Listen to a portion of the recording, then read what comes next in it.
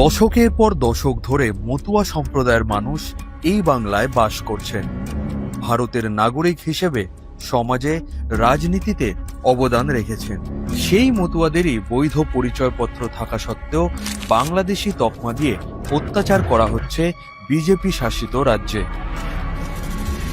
আজ সেই মানুষদেরই বলা হচ্ছে নাগরিকত্বের প্রমাণ দাও। নাগরিকত্ব কেড়ে নেওয়ার ভয় দেখিয়ে বিজেপি লুটছে টাকা। নাগরিকত্ব প্রদানে সহায়তা ক্যাম্প বসিয়ে ঠাকুরনগরে চলছে দেদার টাকার আদায়। মতুয়া পরিচয়পত্র প্রদানের পাশাপাশি চলছে হিন্দু পরিচয়পত্র প্রদানের কাজও। সারা বাংলা জুড়ে সিএএ সহায়তা কেন্দ্র নামে এরকম প্রায় 700টি অবৈধ ক্যাম্প চালু করার কথা আছে বিজেপির।